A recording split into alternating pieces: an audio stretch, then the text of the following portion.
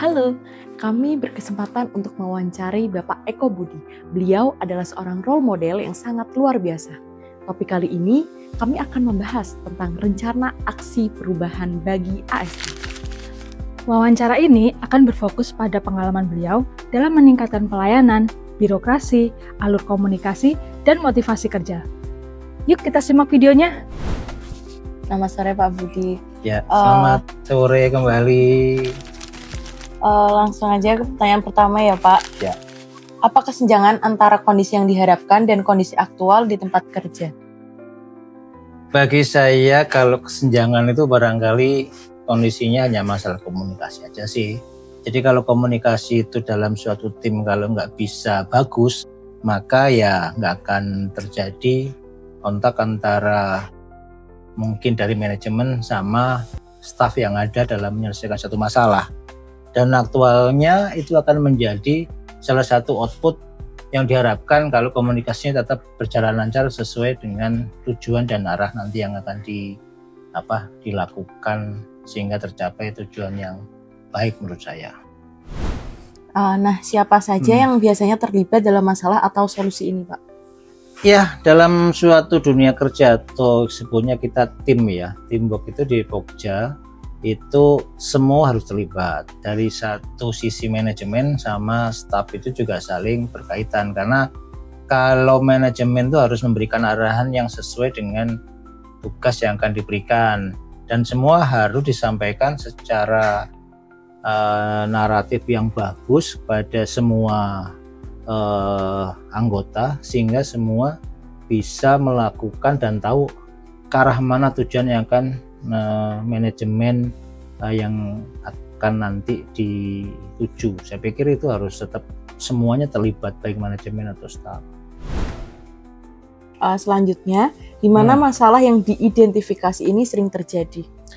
Ya, pertama kadang identifikasi ini akan ditemukan manakala sesuatu yang direncanakan dari pimpinan atau manajemen di atas atau tugas kita yang dilakukan itu manajemen harus menyampaikan baik kepada para stafnya atau anggota. Masalahnya semua alur permasalahan kemudian nanti seperti apa, terus kita nanti akan melakukan bagaimana dan harus apa, itu disampaikan dengan baik, karena itu yang menjadi poin bahwa keberhasilan suatu tujuan itu pimpinan ataupun dari manajemen juga harus tahu bagaimana menyampaikan hal itu lebih komunikatif dan lebih bisa dicerna oleh semua anggota. Itu mungkin yang menjadi konsen pertanyaan, Mbak. Menurut Pak Budi, mengapa masalah ini merupakan isu penting yang harus diselesaikan? Iya, bagaimanapun juga kalau komunikasinya nggak baik antara manajemen ataupun staf ataupun keseluruhan, kalau tidak disampaikan dengan baik maka akan terjadi suatu kesenjangan komunikasi yang tidak sinergi. Karena kalau sesuatu tim itu di langkahnya itu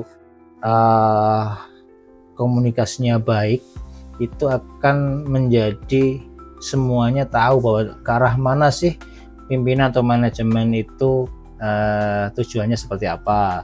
Lalu kemudian ini harus bisa menjelaskan bagaimana itu menjadi suatu masalah ataupun langkah apa yang dilakukan oleh tim, dan itu pun butuh feedback. Teman-teman di staf ataupun di anggota juga harus bisa menanyakan apa hal yang ditanyakan, harus ada masukan juga, karena belum tentu manajemen itu pemikiran staf untuk melakukan juga bisa jadi terjadi pada saat diskusi lebih lanjut untuk mencapai masalah. Itu yang menjadi konsen utama. Lalu apa rencana aksi yang dapat diimplementasi dalam menghadapi permasalahan tersebut, dan kapan rencana aksi akan diimplementasikan? Nah, tetap itu harus dilakukan dalam sebuah forum diskusi.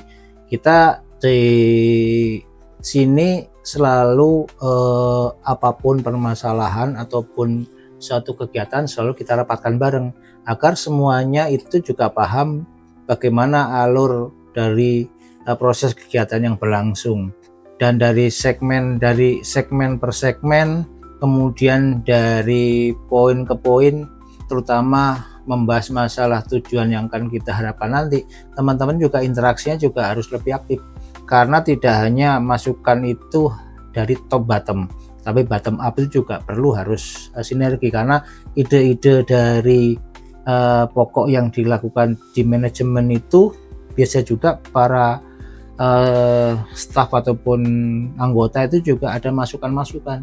Kadang masukan-masukan dari anggota itu juga bisa menjadikan suatu hasil yang tidak kita pikirkan dalam segi perencanaan itu bisa terselesaikan dengan masukan-masukan anggota. Intinya bahwa sinergi antara top dan bottom up itu juga harus jalan, karena tidak bisa kita melakukan kegiatan itu arahnya cuma satu arah dari pimpinan ke bawah, tapi dari bawah pun juga butuh masukan-masukan pada pimpinan. Nah, itu yang menjadi poinnya, dan ada beberapa kegiatan yang harus kita agendakan, rapat atau diskusi periodik, bisa kita per minggu atau per 1 bulan, sehingga semua tercapai masalah-masalah yang akan dihadapi dan prosesnya akan lebih berhasil untuk mencapai tujuan dari perencanaan semula. Gitu. Pertanyaan terakhir Pak, bagaimana solusi ini akan meningkatkan pelayanan dan komunikasi di dalam birokrasi Pak? Baik, sudah saya utarakan di awal bahwa komunikasi adalah satu hal yang penting dalam melakukan sistem manajemen terarah kepada para stakeholder yang ada. Dalam ini stakeholder kita adalah para anggota.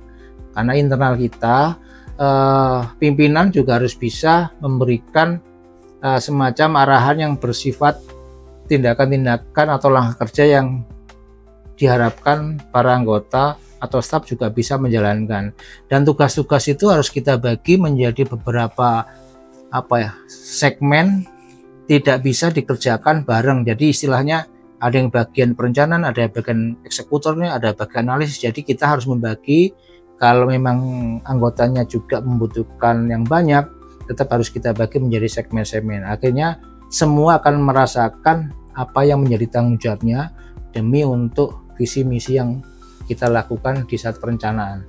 Dan itu menjadi poin untuk menyelesaikan masalah ke depan dan langkah-langkah itu secara efektif. Jadi komunikasi itu harus lebih intens dilakukan, tidak hanya pimpinan ke bawah, tapi yang para staf itu juga harus melakukan masukan-masukan atau feedback pada pimpinan, semata-mata untuk tujuan yang kita harapkan bersama. Dan itu harus kita agendakan benar. Kemudian ada perencanaan timeline yang tepat. Namanya perencanaan itu juga pasti akan dituntut. Langkah-langkah itu akan menjadikan suatu momen pekerjaan-pekerjaan apa yang harus dilakukan. Dan terakhir mungkin biasanya kita lakukan adalah kayak pleno. Jadi semua kita rapatkan bareng setiap segmen agar semua itu bisa terintegrasi menjadi satu, dan semua juga tahu permasalahan yang ada dan harus mencari solusi. Pimpinan di sini harus bisa menyelesaikan masalah-masalah dihadapi dan harus mencari solusi kepada setiap kendala-kendala yang dilakukan. Dan itu harus dilakukan tanpa ada komunikasi yang baik, maka efektif dan sasaran yang akan dikerjakan tidak akan terlaksana kalau tidak dengan mekanisme sistem perencanaan yang baik dan komunikasi yang baik. Wawancara dengan Bapak Eko Budi memberikan wawasan yang berharga tentang identifikasi masalah, solusi yang implementatif, dan perbaikan birokrasi untuk meningkatkan pelayanan publik. Terima kasih kepada Bapak Eko Budi atas waktu dan ilmu yang telah dibagikan. Semoga pengalamannya dapat menjadi inspirasi bagi kami untuk dapat merumuskan rencana aksi yang relevan dan menuju perubahan. Terima kasih.